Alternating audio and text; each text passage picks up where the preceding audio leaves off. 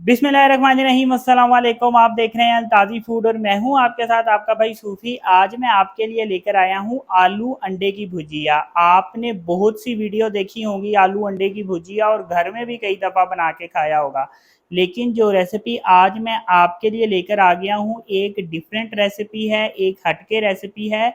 इस तरह से जब आलू अंडे की भुजिया बनाएंगे, जिसको भी खिलाएंगे तो वो आपकी इस रेसिपी का दीवाना हो जाएगा, फ़ैन हो जाएगा। बनाना इंतहाई आसान है। तो वीडियो शुरू करने से पहले आपसे रिक्वेस्ट है कि अगर आप मेरे चैनल पर नए हैं तो मेरे चैनल को सब्सक्राइब कर लें, क्योंकि आपका भाई लाता है आपके लिए रोज़ाना बड़ी ही मज़ेदार किस्म की रेसिपी। तो चलें फिर शुरू करते हैं।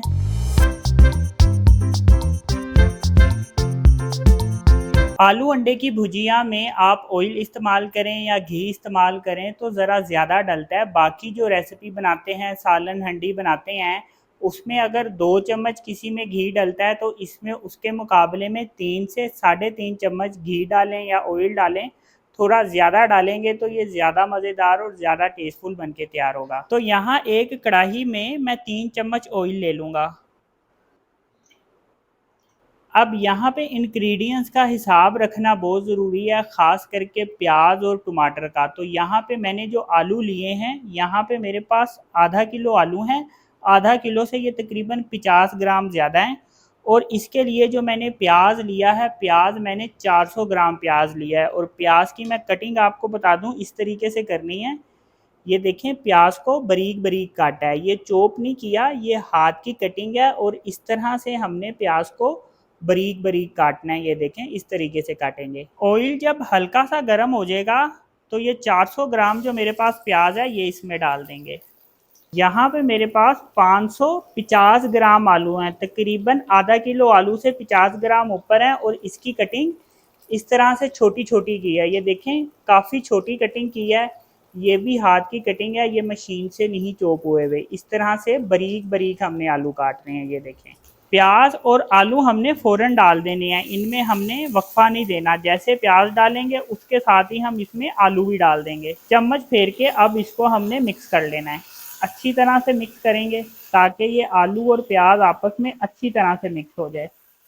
ये देखें, इस वक्त इसमें मुझे ऑयल कम लग रहा है, तो 1 चम्मच ऑयल मैं इसमें और डाल दूंगा।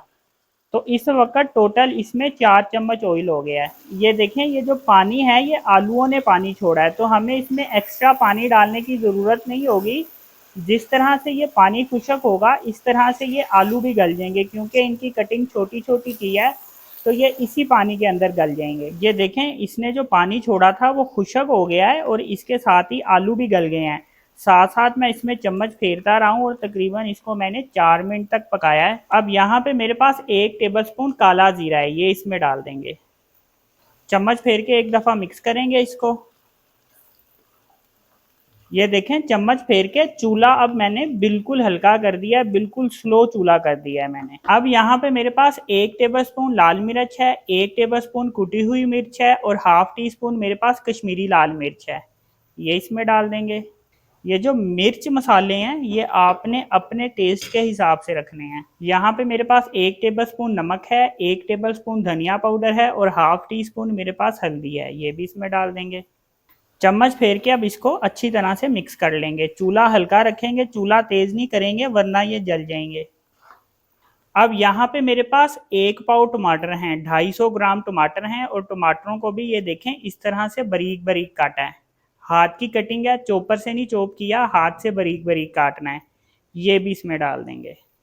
हरी मिर्चें काट के रखी हैं, आप टेस्ट के हिसाब से डालेंगे, ये भी इसमें डाल देंगे। चम्मच फेर के अब इसको अच्छी तरह से मिक्स कर लेंगे। चूल्हा इस वक्त मैंने तेज़ नहीं किया, चूल्हा इस वक्त हल्का ही है। टमाटर डालने के बाद अब हमने इसको तकरीबन 2 से 3 मिनट तक पकाना है। और साथ साथ हम इसमें चम्मच फेरते रहेंगे। चम्मच नहीं फेरेंगे तो ये नीचे लग जाएगा, इसलिए चम्मच फेरना बहुत ज़रूरी है। टमाटर डालने के बाद मैंने इसको 2-3 मिनट तक अच्छी तरह से पका लिया और साथ साथ मैंने इसमें चम्मच फेरा है। अब आंच मैंने बिल्कुल स्लो कर दिया है। इस वक्त नीचे जो आग जल रही है वो दम वाली आंच चल रही है। हाफ टी स्पून अब इसमें गरम मसाला पाउडर डाल देंगे। अब इसमें हम ये धनिया भी डाल देंगे। एक दफ़ा इसको हम अब मिक्स कर लेंगे, अच्छी तरह से मिक्स करेंगे। अब यहाँ पे मेरे पास 7 अदद अंडे हैं और क्या करना है कि अंडों को फेंटना है, लेकिन एक एक अंडा हम चेक करेंगे क्योंकि गर्मियों का मौसम है, अक्सर अंडे खराब निकलते हैं। तो अंडा चेक करके एक बाउल में डालेंगे।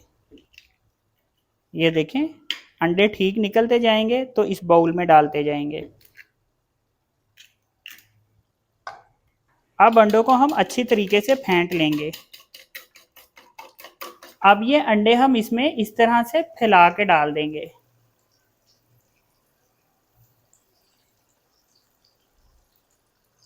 अंडे डालने के बाद अब चम्मच फेर के इसको मिक्स कर लेंगे।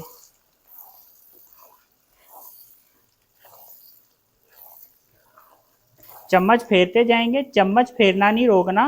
और ये देखें माशाल्लाह से कितनी ज़बरदस्त ये आलू अंडे की भुजिया बनके तैयार हुई है। तो ये देखें जी माशाल्लाह अल्हम्दुलिल्लाह कितनी ज़बरदस्त ये आलू अंडे की भुजिया बनी है। देखें कैसी खिली खिली ये बनके तैयार हुई है। ये देखें जी माशाल्लाह अल्हम्दुलिल्लाह इसकी खूबसूरती देखें, देखने में जितनी ज़बरदस्त है खाने में उससे भी ज़्यादा टेस्टफुल होगी। ये देखें जी माशाल्लाह कैसी ज़बरदस्त ये बनके तैयार हुई है। ये देखें जी अल्हम्दुलिल्लाह ये आलू अंडे की भुजिया आप नाश्ते में भी खा सकते हैं, दोपहर के खाने में भी खा सकते हैं और इसको रात में भी खा सकते हैं। जब दिल चाहे आप इसको खाएं और इंतहाई मज़ेदार लगती है। जब जब इसको खाएंगे तब तब आपको ये अच्छी लगेगी। और स्पेशल अगर आप इसको पराठे के साथ खाएंगे तो इस रेसिपी का जो मज़ा है वो दुबाला हो जाएगा। तो ये देखें जी अल्हम्दुलिल्लाह आलू अंडे की भुजिया की फाइनल लुक देखें कितनी ज़बरदस्त बन के तैयार हुई है। तो इस तरह से अपने भाई के कहने पे एक दफ़ा आलू अंडे की भुजिया ज़रूर बना के ट्राई करें। तो अगर आपको ये मेरी वीडियो पसंद आई तो मेरी वीडियो को लाइक करें और मेरे चैनल को सब्सक्राइब करें और अपनी कीमती राय का भी इजहार ज़रूर कीजिएगा। अपना ख्याल रखें,